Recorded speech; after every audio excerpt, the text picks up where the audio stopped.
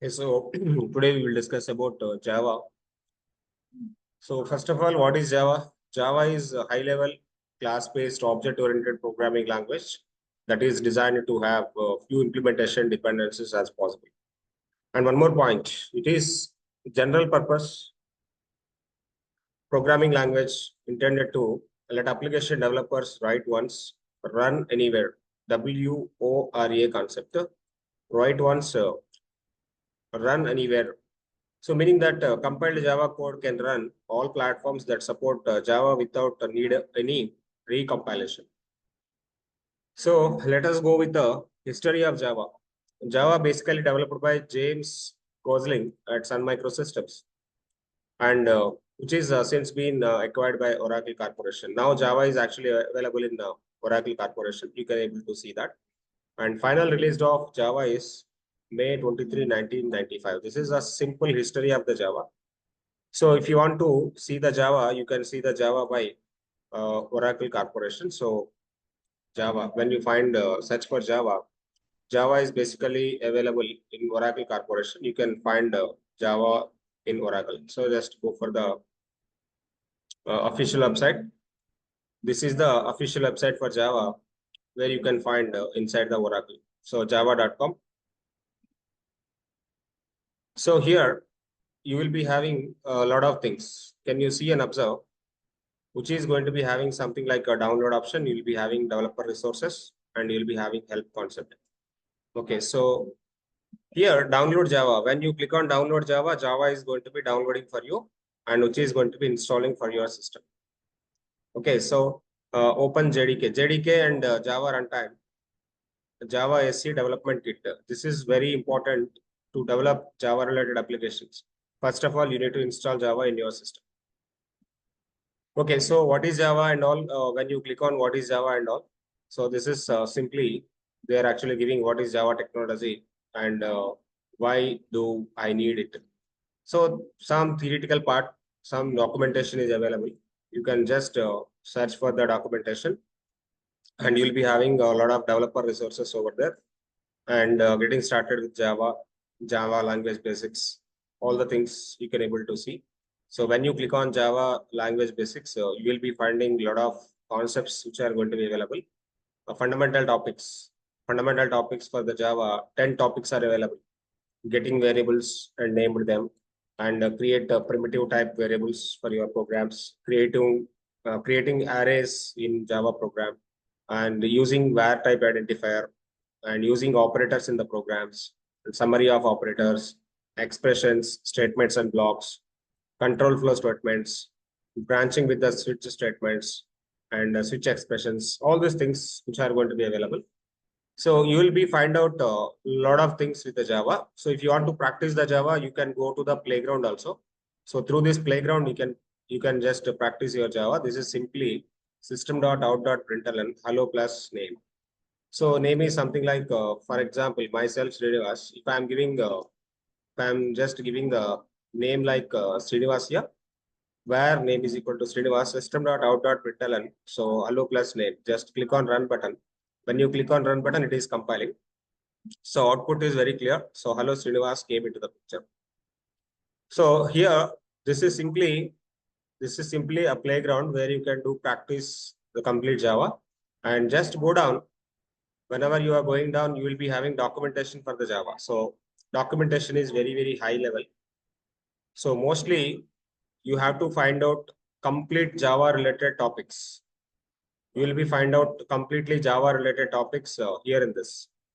So how the Java in available cloud, how the Java applications are, how Java is as middleware, how Java is connecting with the databases, how Java is available in the big data. And there are multiple concepts you will be having over there. So you can just find out all these things by the documentation. Documentation is very, very clear. Documentation is very, very clear. You can find out the documentation to read the complete Java related things. Okay. So let us try to understand a few more concepts around the Java. So key features of Java. Key features of Java is very simple. The one is object oriented. This is the major important key feature for the Java. Why? Because Java is object oriented. That is the major reason. Java is actually everywhere nowadays in the high level applications. Whenever you want to build a rich kind of application, so which is a kind of shopping cart application, which is a kind of payment gateway systems. Okay, high level applications, whenever you want to build high level applications, object oriented is very important for them. So everything in Java is object that has some data in the behavior, and platform independent. Java code is compiled into the bytecode, which can run any device with a Java virtual machine. This is the very important thing. Java virtual machine, where Java virtual machine is actually available. So in the coming session, I am going to be working with a architecture model. So when I go with architecture, you can able to understand where JVM will sit. Okay, simple and familiar. So Java syntax is similar to C++. So if you know C++ programming, if you know C language, then you can able to easily understand C++. C is not object oriented, C++ is object oriented, but now Java is also object oriented. Java syntax is similar to C++. Okay, so if you want to declare different kind of variables, you can go through the data types like int to float to char, double kind of things. So making easier for developers to learn and use, that is the one thing. And security, the major important point for the Java is security. So security is most important point in the Java related. Java provides a secure execution environment to develop the virus-free, tamper-free systems. Okay, virus-free, tamper-free systems. So high security is providing Java applications. Okay, so that is a major important point. Why people are actually coming to the Java, and Java is evergreen always. Why? Because of security level is high. Robust, Java has strong memory management. Exception handling is a very important feature which is going to be available in Java. That is the why reason. And robust type checking mechanism is available inside it. So that is the why reason Java is robust. And one more point is Java is multi-threaded. Java supports multi-threading, which allows the concurrent execution of two more threads in the maximum utilizations of the CPU. So in the part of CPU utilization, threads are going to be generating. So multi-threading concept is actually available. So whenever you want to execute multiple tasks at the same time, so each and every task is going to be having a different thread. So there is no disturbance with the threads over there. Every thread is having a different task. So in that way, multi-threading is going to be a major important role for the Java. And one more thing is high performance. So Java performance is impressive because of JIT compiler. So what is a JIT is just-in-time compiler. Just-in-time compiler. The compilation is very fast. You compare with the .NET, you compare with the C++, you compare with the Python, you compare with the PHP, whatever other programming languages. But Java is higher performance. Why? Because of JIT compiler, just-in-time compiler. Distributed, Java is networking. Java has networking facilities that make distributed computing very easy. So when you go to the big data systems like Apache, when you go for the big data systems like Apache kind of things, Java is very much useful to distribute your data for the multiple nodes. Whenever you want to distribute the huge amount of the data for the multiple nodes, the execution is very faster. So there, Java is basically used in distributed way. Dynamic, Java is designed to adapt involving the environment. Java programs can carry extensive runtime information that can be used, verify, resolve, access objects in the runtime. Okay, fine. All these things are basically features for the Java. Okay, fine. But now, if you want to work with the Java, what we need to do is the requirements. So let me write about the requirements. Requirements for Java. Whenever you have the system, first of all, you need to install Java Development Kit, JDK. Without JDK, you cannot write a single program also. So first of all, you have to install JDK in your system. So JDK is a software development kit used to develop Java applications. It includes, there are multiple things JDK includes with. The one is the JRE. The one is the JRE. What is the JRE here? Java Runtime Environment. Java Runtime Environment. Without this JRE, you cannot run your application. You cannot build your application. So this Java virtual machine, it provides the libraries like Java virtual machine and other components run applications written in Java. So interpreter or loader for the Java, load the class files.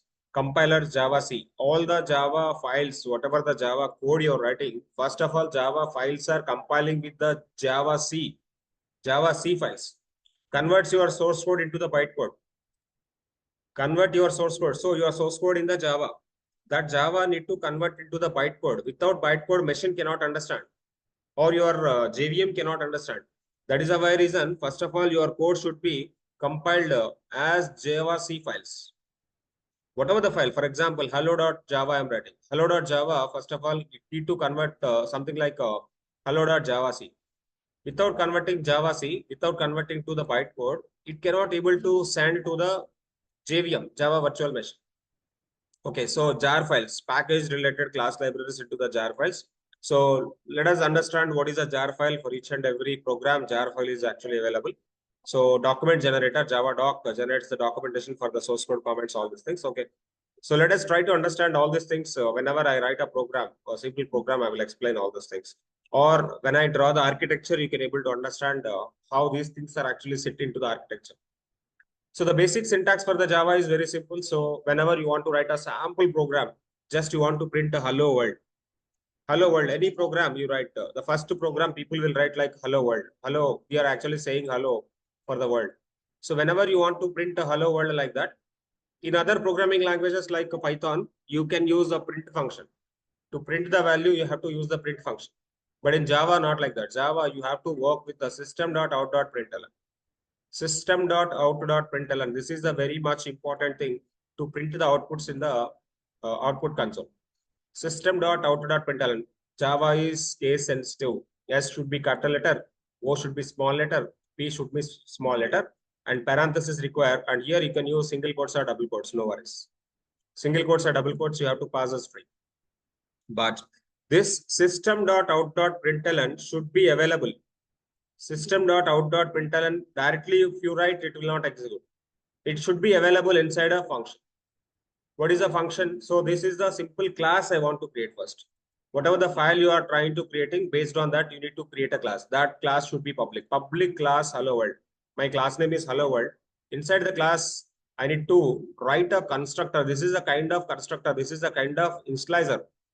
Whenever you write a n number of program, n number of lines of the program in your particular application, but complete application will start with the main function. Main function is the first function for the Java. So public static void main. So what is this public? What is the static? Later we will try to understand. But main is the first initializer for the JVM. So what is this main actually? There are two parameters. One is the string array, and one more thing is the arguments. Arguments something like parameters. This particular function can pass multiple arguments over there. So now inside that you can just give the system.out.println. That is a very much easy. Okay, so here what is this? Public class hello world. Declares a public class named hello world. And what is this public start void main string args? This main method entry point of the Java. I already told you. This is the entry point. This is the first execution point for the JVM. That is the main method. Okay, system.out.println. What is the system.out.println is that prints a string in the console. That's all. Okay, so object-oriented concepts in Java. So in Java, mostly we have to learn object-oriented features. The core features first you need to learn. Core features. What are the core features first we are learning is? So first of all, how to create variables and data types and loops. Okay, and conditions. Say these are the operators. So these are the basic concepts. First, we come to the basic topics. After we finish the basic topics, then we will move to the advanced features. What are the advanced features like? Yes, so let me write a proper way. Core features, we have to understand the core features first. Once we understand the core features, then we jump into the object-oriented features in the Java. Object-oriented features are something like a class and object. How to create your class, how to provide an object for the class. And what is the concept of inheritance? What is the concept of polymorphism? What is the concept of encapsulation? What is the concept of abstraction? All these things we have to understand. Okay, we'll try to clearly explore all the programs one by one once we go through the programs. And common libraries and frameworks. This is a very important. So once you learn Java, that is not actually enough. Once you're learning programming, that is not enough. You have to understand some standard libraries. So there are some standard libraries, something like Spring is there, Hibernate is there, and something like Apache Commons are there, and JUnit is there. And nowadays, Spring is highly demanding technology for the Java to build the backend kind of things. whenever you want to build the backend for the application or middleware for the application, Spring or Spring Boot, both are actually very much important nowadays. Let's try to understand how this different kind of frameworks will be available for the Java. And conclusion. So what is the conclusion for the Java? Java is a versatile and powerful programming like widely used various domains such as web development, mobile development. Okay. Yes, Java is basically available mostly for the web development and mobile development. Most of the web applications like IRCTC application, all the banking applications, security, high secured applications, all high security related applications are actually built on Java. And high security mobile applications are built on Java, Android applications. Enterprise applications also can build with the Java.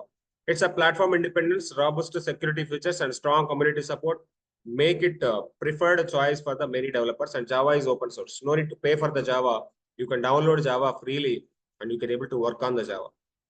So this is the basic topic about the Java. What is Java? This concept is basically what is Java and why Java. And let us go for the next topic. What is the Java architecture? Once you understand the Java architecture, then we just jump into the programming features for the Java, how to install Java platform. Then we try to write the number of programs for the Java. Okay, so thanks. Just follow the multiple videos later.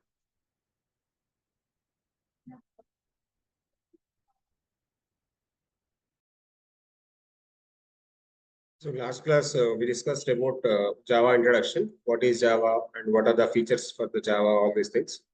And today class, we will discuss about the Java architecture.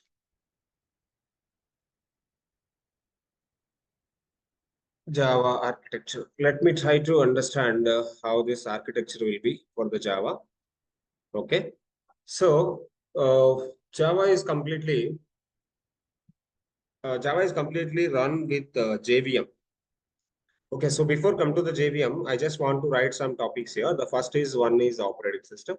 So you will be having operating system. Before operating system, you will be having hardware. Okay, so you have hardware somewhere. Let me try to draw the picture like this is the hardware. On top of this hardware, you will be having operating system. Whatever the operating system you will be having, Windows or MacBook, whatever it may be. So on top of the hardware, you will be having operating system is available. Okay. So whenever you are installing Java, automatically JVM come into the picture. So JVM is Java Virtual Machine. JVM is Java Virtual Machine. Okay, let me try to write a very clear thing. So this is something like a JVM, Java Virtual Machine. Java Virtual Machine is going to be available on top of the operating system. So on top of the hardware, operating system is available. On top of that, JVM is available. Okay, so let us try to understand. So for example, there is a user. Somewhere user is writing some code. So he is the user. He is writing some code. So user return the code with some English programming, something like a Java. So when user writing the code, user is writing some Java code.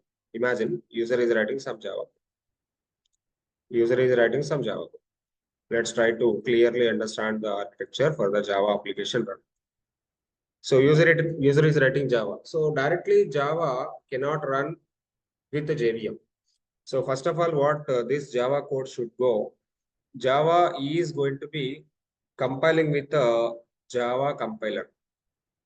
Java is going to be compiling with the Java compiler. Okay, let us try to understand. This is the Java compiler. Okay, let me write properly everything. This is going to be sent into Java compiler. Okay, so once the Java code is actually sending to the Java compiler, your Java file, whatever the .java file, for example, this is hello.java. Hello.java. Hello.java is going to be converting to hello.java. One file is going to be generating first. So that is something like hello.java C. Okay, compiler file, compiled file will create, Java C file will create. So this compiler, what Java compiler can do, that is going to be converting your code into the bytecode. That is going to be converting your code into the bytecode. Okay, let me tell you, this is the bytecode. So what is the bytecode? Zeros and ones. Bytecode is something like zeros and ones. Okay, so bytecode is something like zeros and ones. So your Java code is compiling to bytecode. And whenever it is converting to bytecode, it is actually sending the code to the JVM. It is sending to the JVM. So first of all, user writing Java, that Java compiles with the Java compiler. Java C file will create. That is as bytecode. The bytecode is actually sending to the JVM. So this JVM is called Java Virtual Machine. On top of the JVM, there is the one more thing is going to be evolving or involving. That is something like JRE, Java Runtime Environment, JRE. So what JRE is? So once you are downloading the Java JDK, you please install the JRE also, Java Runtime also you need to install. Once you install JDK, automatically JVM and Java compiler both will come. Okay, Java virtual machine will come and Java compiler also is there available. But you need to install one more thing called JRE. One more software you need to install, that is Java Runtime Environment. So whenever you have something like this, then you can able to write your program. So you can write your program, whatever the Java program you can write in Java. So that Java is going to be compiles. That Java is going to be compiles and converts to Java C file. And that is the machine code. And that is going to be sending to JVM, Java Virtual Machine. With the JVM, there is a one thing called JRE, Java Runtime Environment, that will be executes and give you the output. So this is the workflow of Java sample program. Whenever you take a sample program or when you run a simple program or write a simple program, this is the process of execution. The process of the execution based on the architecture. This is the Java file execution architecture. So you try to understand Java is not interpreted programming. Java is compiled programming. First of all, Java is going to be sending to the compiler. The compiler converts your Java code to the bytecode and sending to the JVM. And Java virtual machine is going to be giving the output for you. Okay, so this is the process.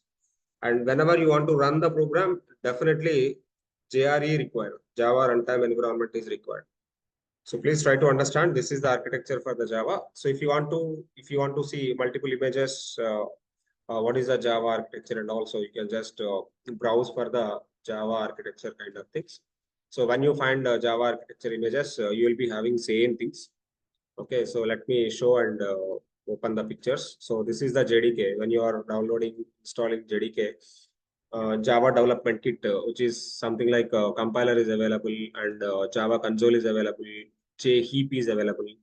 And one more thing which is going to be available like JRE. We are trying to installing the JRE. JRE is basically on top of the JVM.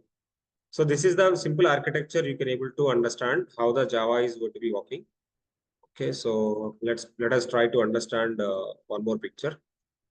Yeah, when you are writing the source code is compiling using by the Java compiler. That is actually a bytecode.